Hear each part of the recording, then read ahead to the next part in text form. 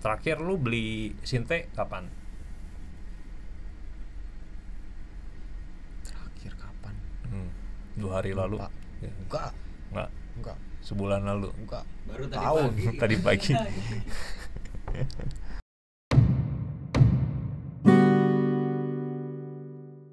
Ya, kita ketemu lagi. Saya Patri Handoyo. Di samping saya ada teman lama kita di sini di Indonesia Tanpa Stigma, Kevin. Sini. Tuh. No, kameranya no, di sana no. Nah, pagi ini kita mau ngelanjutin Kev yang ngobrol-ngobrol soal sinte, Kev. Iya.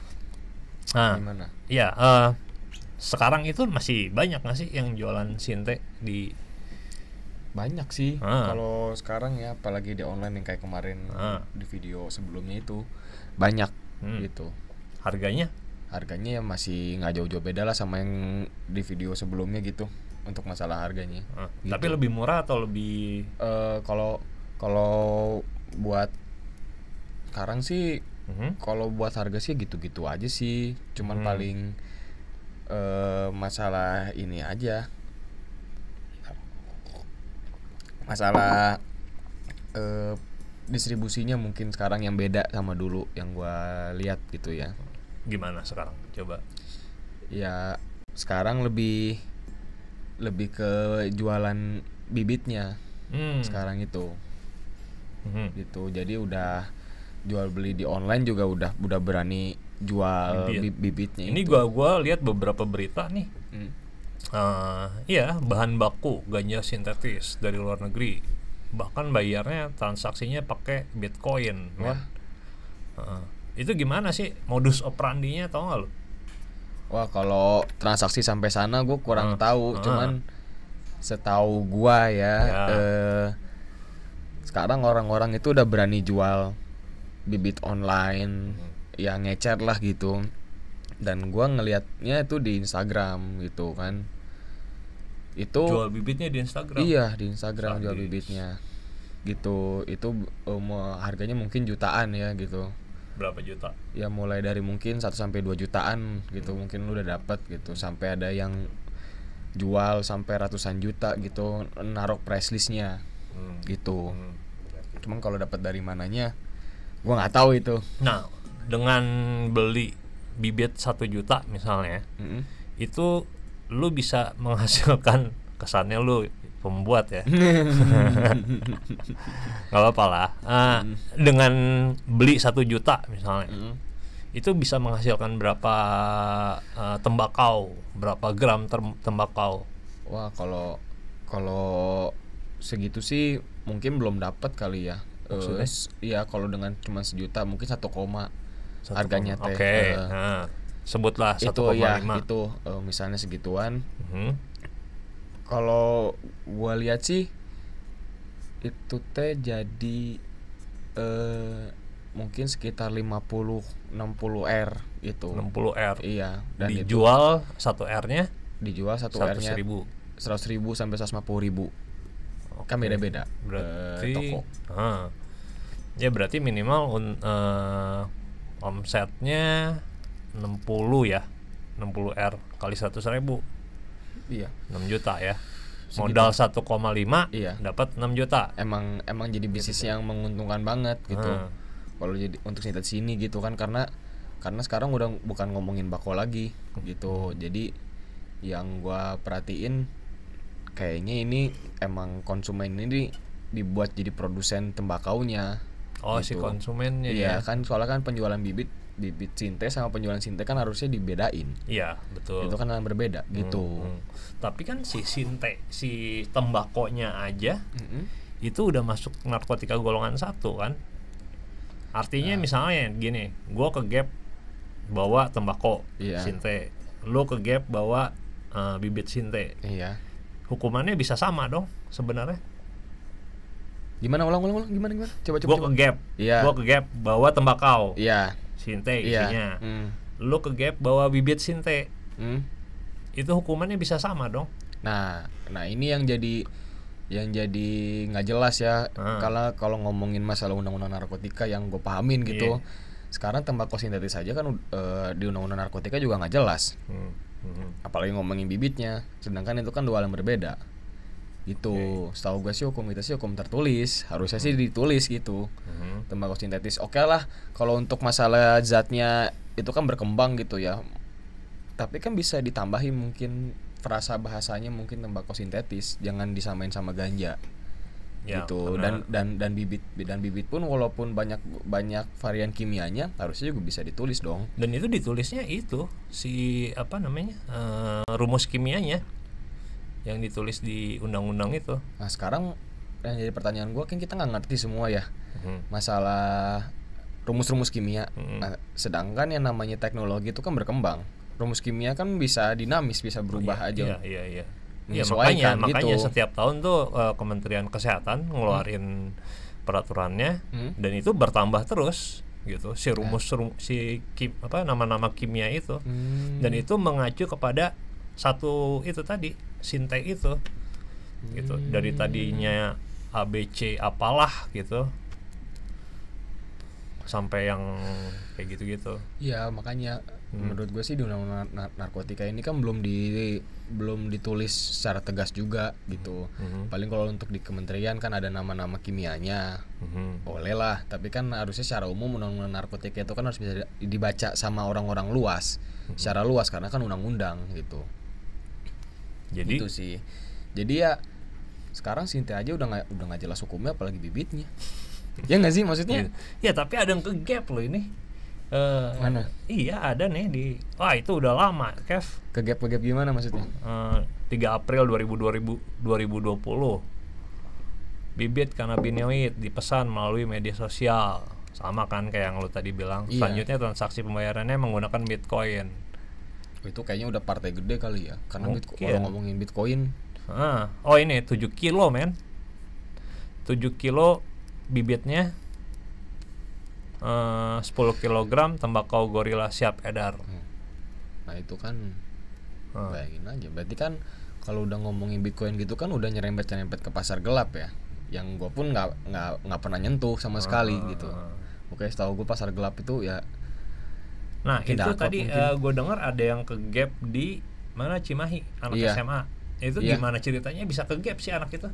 Nah ini juga gue kurang tahu cara pastinya ya cuman miris aja nggak sih ketika anak SMA udah ngerti gitu kan hal-hal yang kayak gitu terus dia ngerti juga cara penjualannya dia udah ngerancang semua kan berarti kalau misalnya udah main bibit kayak gitu dan bibit dia bukan kalau nggak salah BB-nya itu bukan barang yang nominalnya kecil kalau nggak salah tuh puluhan kalau nggak salah iya harga bibitnya kalau nggak salah tuh.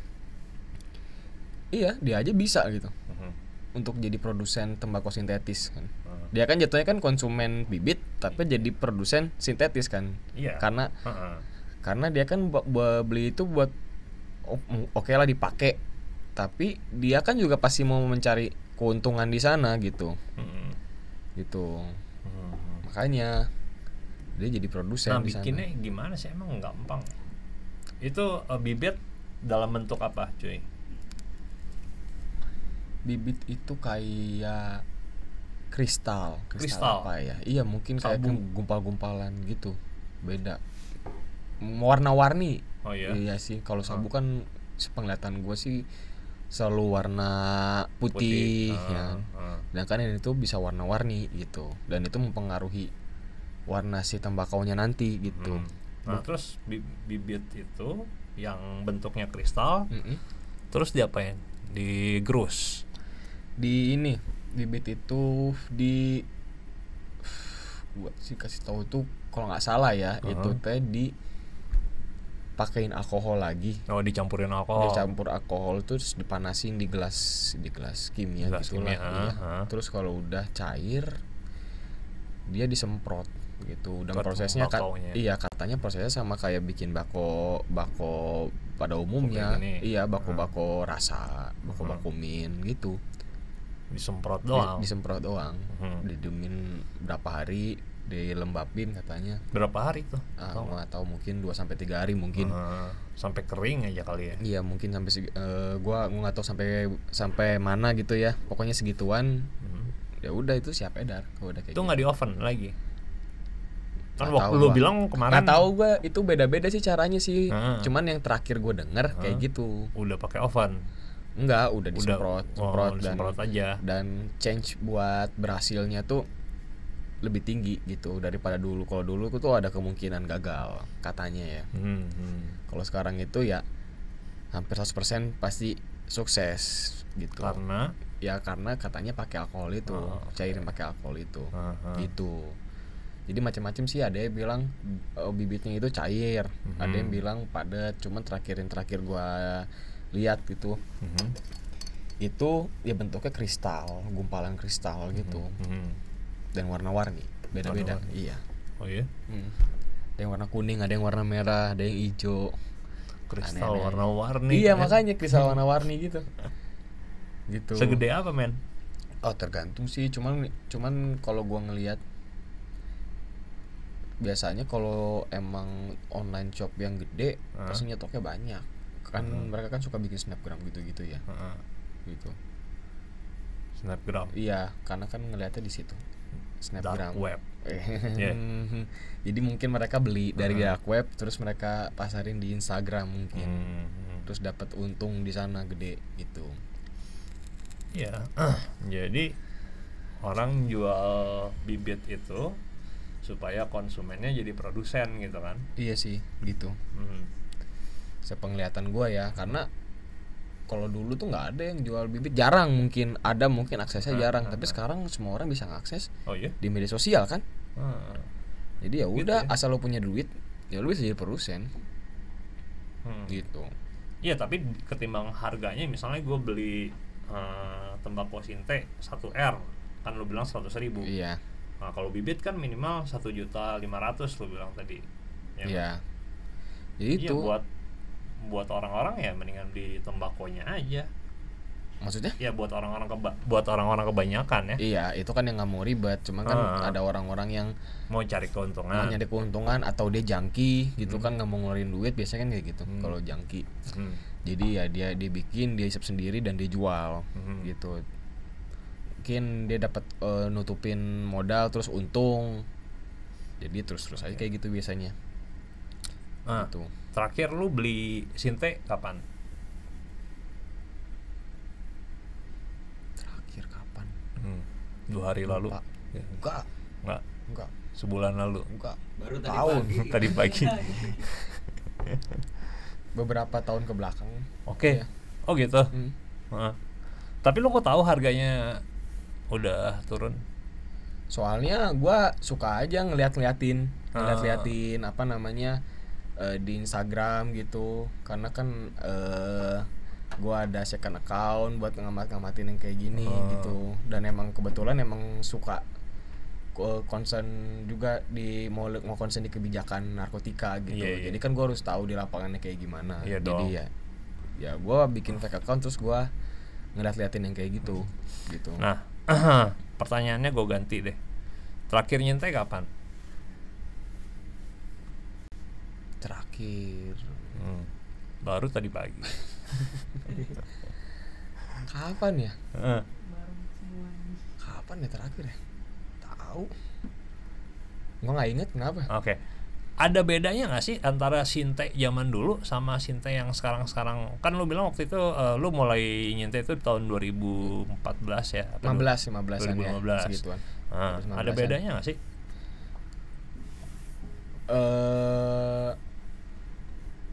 Kalau sekarang sih kan makin sini makin beda ya. Karena kerasa banget dulu pas gue pertama itu dia lebih slow gitu. Kalau sekarang sih nggak tahu, jadi kayak pusing gitu. Maksudnya orang tuh bukan orang sih, produsennya itu kayak bikinnya tuh makin mungkin kimianya makin kenceng kali ya. Jadi makin kesini menurut gue makin gak enak. Makin gak enak menurut gue. Tapi makin kencang. Iya makin kencang karena banyak kesaksian juga, banyak yang muntah-muntah juga ya, masih banyak lah fenomena bad trip yang kayak gitu. Gitu. Dan emang kerasanya emang lebih enak dulu. Kalau dulu tuh kayak lebih slow gitu. Kalau sekarang itu ya lebih pusing. Iya. Pusing. muir nggak? Iya gitu. Heeh. Makanya lebih enak dulu. Lebih enak nggak sih sebenarnya? Gitu. Iya, tapi orang tertarik loh untuk ya tahu caranya bikin itu. Ya kan karena lo bilang yang sekarang banyak yang dijual bibit-bibitnya itu. Jadi gimana sih cara membuat sinte? Tapi kita nggak akan nyarin itu ya di Iya. sini ya. Gimana persisnya seperti itu. Itu lo tau nggak cara pembuatannya itu bisa diakses di mana gitu? Pembuatan sih kayaknya selama ada ruang sih, selama ada ruang aman buat lu aja mungkin. Ya lu bisa buat di mana aja kok. Orang simple banget nih nggak sih? Tinggal campur alkohol gitu ya? Iya, tinggal semprot lah, kasarnya tinggal semprot, diemin aja. Ya udah, berarti kan kalau gitu lu tinggal punya ruang aja. Ya minimal wadah, mungkin baskom ya lu taruh di mana, tempat aman. Gitu. Cuman kan di sini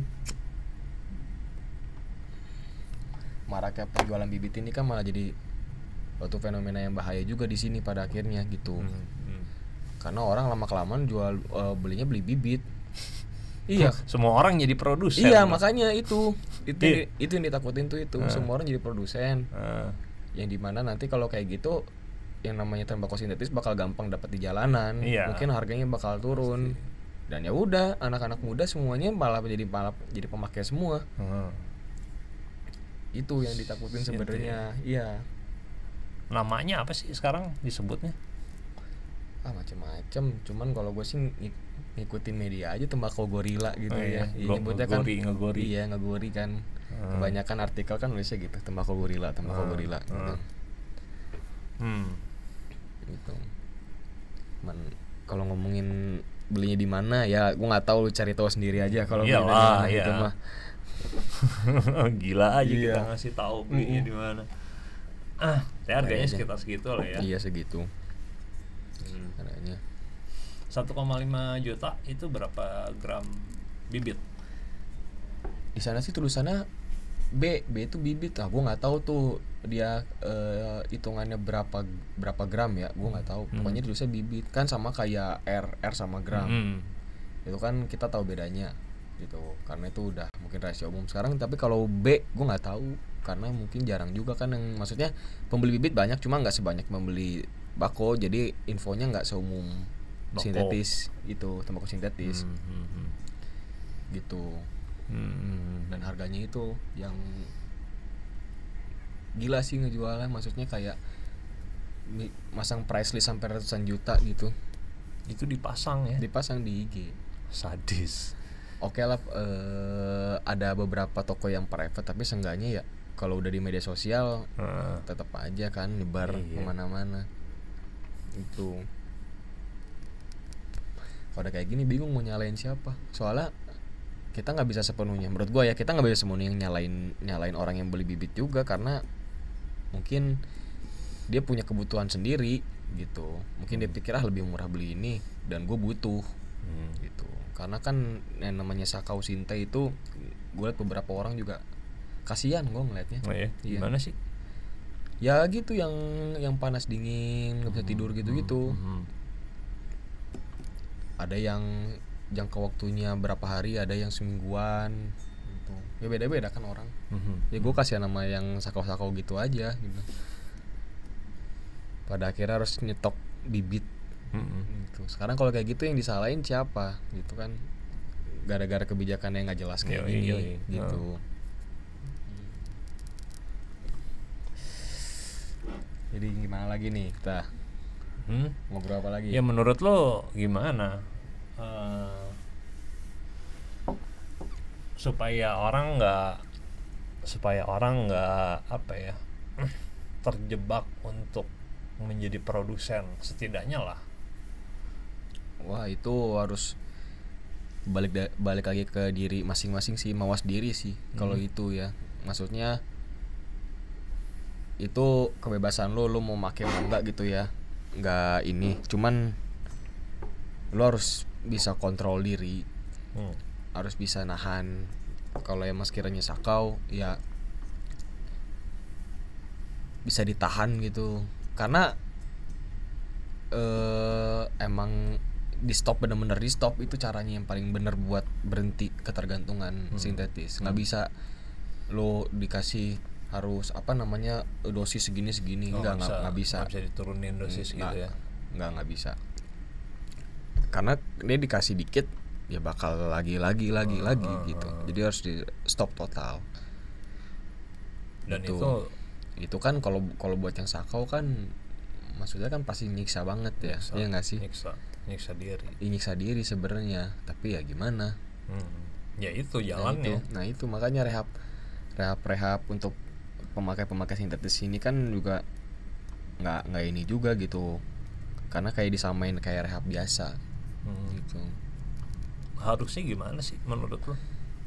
Rehab gue sih ya gue bukan konselor sih sebenarnya ya. Gue nggak tahu juga gimana, cuman harusnya lebih bisa melihat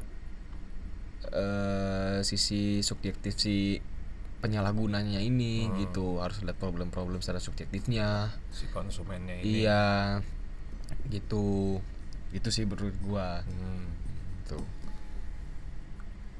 Terus kalau misalnya yang sekarang tuh rehab yang sekarang gimana menurut lo? Rehab yang sekarang kebanyakan yang gue lihat ya asal duit masuk sih. Kalau sekarang asal duit masuk ya lu tenang aja di sana. Dan duit itu mempengaruhi treatment lo di sana. Itu gitu. Kalau ada hubungannya sama polisi, misalnya lo ketangkap terus dioper nih ke tempat rehab, gitu kan? Iya, itu ada banyak kasus yang kayak gitu. Terus ada juga kok tapi rehab swasta yang bandel juga kok. Gitu. Ya intinya nggak tahu sih, gue masih mengkritik aja rehab, cara penanganan rehabilitasi di Indonesia. Apa gitu. Yang lo kritik?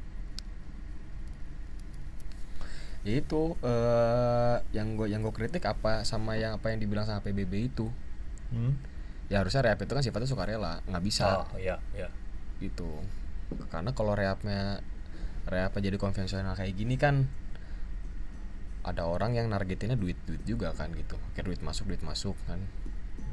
Ya itu kan jadi bukan rehab namanya. Iya. Tujuannya kan buat apa ya, kasarnya buat benerin diri lah ya, secara kasarnya gitu. Tapi kan malah diperes.